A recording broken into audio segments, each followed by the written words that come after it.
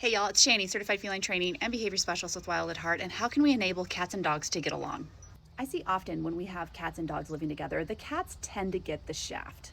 And I think that's just the basic personality of dogs. They're kind of always there. They take up more space. They're more boisterous than cats are. Cats will tend to take time to themselves and go and hide during the day. Now, I know tons of cats and dogs that coexist beautifully, or they just tolerate each other. But what I do see sometimes when we have issues with cats and dogs is the cat having litter box issues or the cat or the dog having aggression issues. So here's where I think people go wrong with this.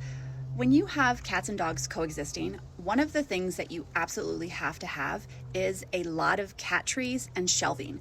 That cat absolutely needs to be able to get away from that dog, and they need to be able to get up high and escape a room without touching the floor. Because most cats don't want to fight. They're forced to fight. And when you have a cat that's on the ground and you have a dog that is hovering over them or chasing them and bothering them, then that cat is going to act defensively and they're going to swat and bite. And then I've seen it time and time again in these videos, the cat is blamed when it's not the cat's fault, it's the human's fault for not providing what that cat needs. So providing cat trees and shelving is going to enable your cat to not only get up high and away from the dog, it's going to improve and boost their confidence because cats want to feel big. And providing them with a cat tree is not only providing them with a vertical space, it's providing them with an outlet to dominate and own their territory because they can see their entire territory. Now, cats who live with dogs who have litter box issues, they tend to pee on things like beds, couches, items in the living room or the bedroom in particular.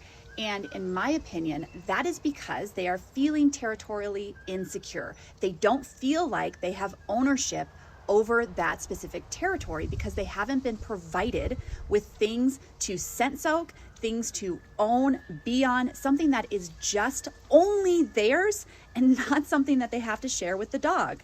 Because listen, cats are super scent orientated and dogs smell, and their smell takes over everything. So if you have a dog that is on the couch, that's the dog's couch. That's not the cat's couch. So you need to provide these items that they can properly scent soak. We want to give them opportunities to use their glands and to appropriately own their territory without feeling the need to spray and pee on everything because again, they're feeling territorially insecure. They have no ownership over the territory because they haven't been provided with items to properly scent soak. So not only providing them with cat trees and beds that are only theirs, sometimes I even, if you can afford to, provide the cat with their own room. Put up a baby gate that the cat can either jump over or go under and the dog cannot, and it's a space that's just for them. Because especially for cats that are indoor only, you need to realize that this is it for them. This is their whole territory. This is all they have. Whereas your dogs are able to go in the backyard, go on walks.